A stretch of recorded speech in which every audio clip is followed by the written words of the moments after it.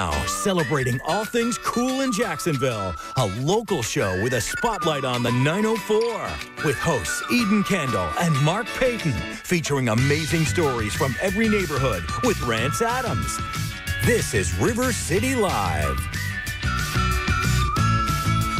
Welcome to River City Live and happy Tuesday. We have a great show. I feel like every day we have just a great variety of a little bit of everything, from our little host chat topics to even you're going to get crafty with something that I was joking around earlier in the morning show.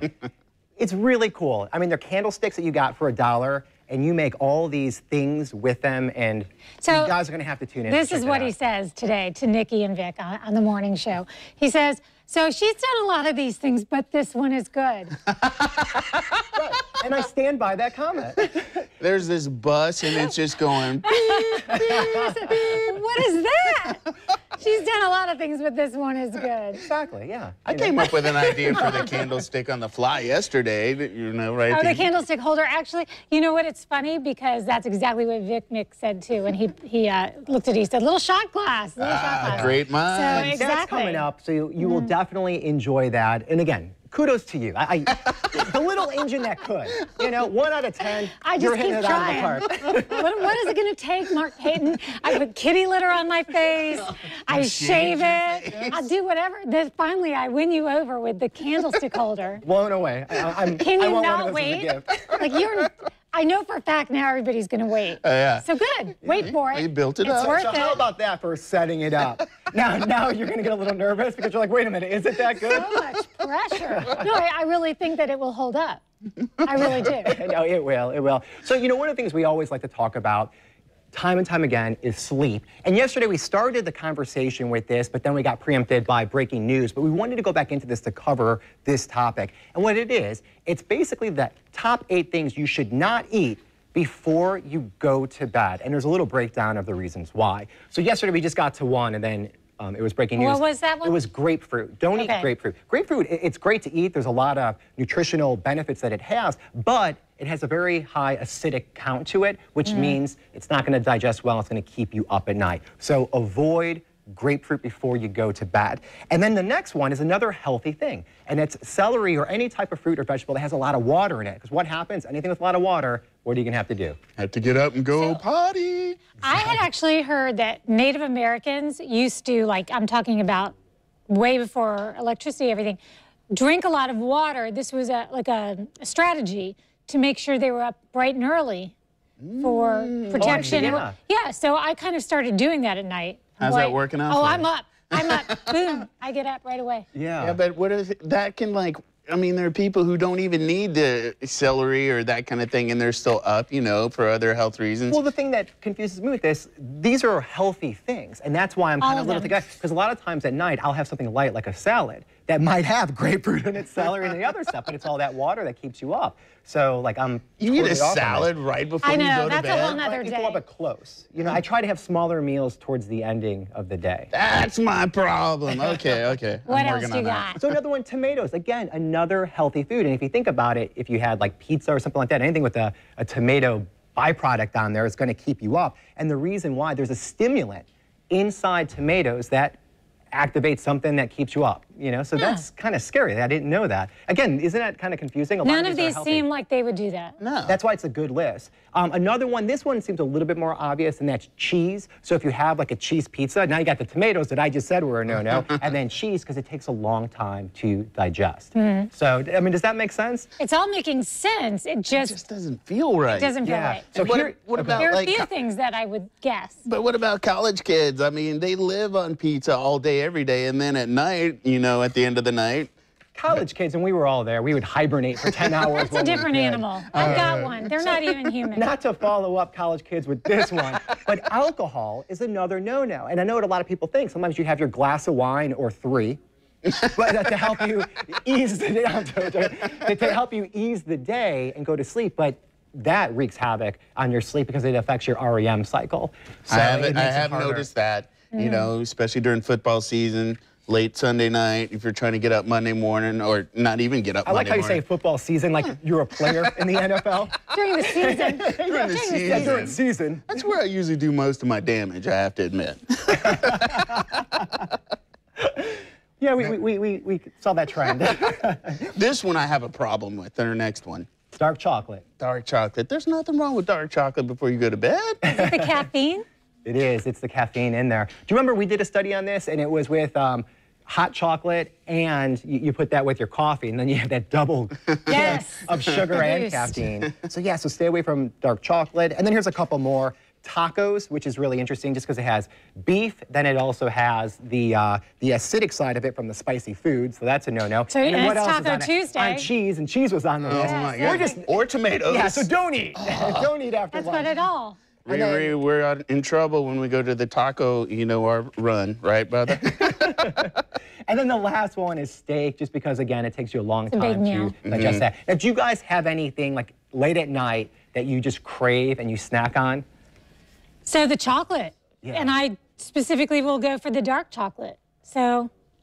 Yeah, what about you, Rance? I have this affinity for just kind of anything sweet. I just like a little something. Yeah. And it's really bad, but, it's just kind of sets me off and relaxes me. That's how I am, something sweet, and it's usually like a bowl or two of cereal, like 12 or 1 in the morning, and then I always leave the milk out, and then I get yelled at. Wait, what happened to the salad? We go from a salad We'll find out the real deal. No, salad's my dinner, Oh, so like okay. 7 or 8, and then like at 1 in the morning I'm hungry, and then cereal's just calling me. Anything with marshmallows in the cereal, yeah. So, but yeah, that's just a little heads up on just things to look out for as far as your meal planning at night. Now here's something else you have to look out for, and that is with your coffee. A lot of people that go to the decaf, there were studies, remember, a while ago saying that it had a lot of caffeine in it, but now there's a new study out really saying exactly what it is. So I wanted to share this to just kind of shush the wise guys out there. Because when you're having decaf, someone says another cup of coffee, and then you say decaf, and that person always says, well, there's plenty of caffeine in your decaf. And people used to really believe that. Yeah. So I think the percentage here says that 94 to 98% of the caffeine is gone when you drink decaf. So it's like a little tiny bit. You'd have to drink about 10 cups of that decaf to feel any effect whatsoever. So the next time you're enjoying a decaf and somebody suggests to you that you may as well have a cup of regular, no, it's totally different. Yeah. You drink decaf coffee? I went through a phase where I was trying to get rid of the caffeine, so yeah, I would do the decaf. But yeah, at night, even though I say I could probably fall asleep on a full cup of coffee, and we have found that that's really good for a nap, I still, at night, given the choice, would go with a decaf. Yeah, and I'm glad this study came up and surfaced, because I thought kind of the old way that even if you had decaf, it still had a lot of caffeine in it. And like you said, it would take what, like 10 6, 7, cups, 8, yeah. 10 cups. So you're in Just the clear have for it. that. Yeah, Have so just it. have it. So like, at night, if they want a cup of coffee with your dessert or something like that, which by the way, you shouldn't eat because it's going to keep you up at night, well, there you go the decaf route.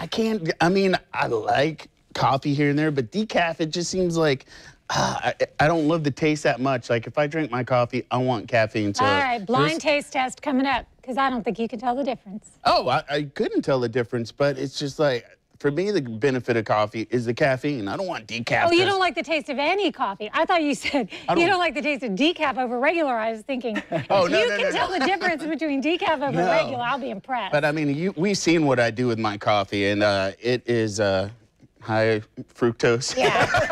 Yeah, you turn it into pudding. Yeah. Oh, wow. I know. So that's how my wife is, too. I'm like, oh, you want a cup of coffee? And she's like, milkshake coffee. Yeah. I'm like, oh, Milkshake yeah. coffee. Yeah, basically. I like that. Something frozen with ice cream. Basically, it's not coffee Yeah. at all.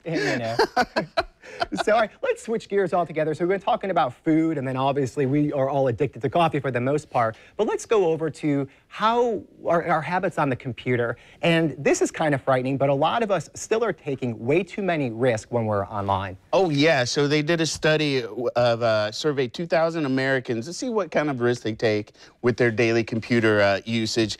8 in 10 have clicked, I have read and understand this agreement without actually reading the agreement. The other two are liars. I'm like, I have never really, I'm not going to say that, but they're so long, and it's like reading a legal it is a legal document, Right, but yeah. I don't understand half the stuff. So, yeah, I just click, can we keep it moving? But that leaves you open to all kinds of, you're susceptible to other things.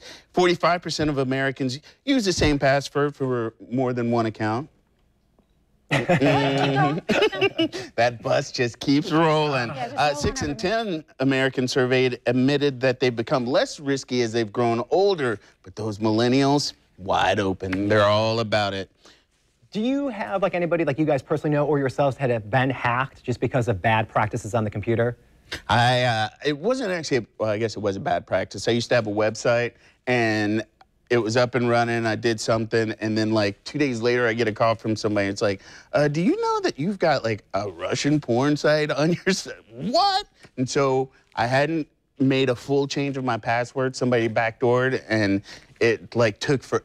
Yeah, that's scary, yeah. Yeah, and it also says that people are more likely to give their banking information to friends than social media passwords. That's so weird. So I'm gonna give you my money, but I don't want you in my social media. So, I mean, it's a different world, but you have to really be careful on all fronts, like changing your passwords. Yeah. Even if you have to keep a little app on your phone so you remember your password. I do. I have to keep that too, yeah. Well, you know, the other part too is about 10 years ago or even longer, there was only a couple things that required a password. Now everything does. And they make you change it. Yeah. Constantly. Just today at the radio station, I had to change Right. my password. And I tried to match my radio and my TV passwords. Right, so it's but Eden now 1, this Eden one, 2. Eden 1 and Eden 2. Right, exactly. Oh, and then it's like you must have one capital, include a number, and you're a driving symbol. me bananas. Oh, yeah. So yesterday I was trying to order something online, and it kept telling me my password wasn't strong enough, and it was gobbledygook. I don't know why. What did it want? I gave it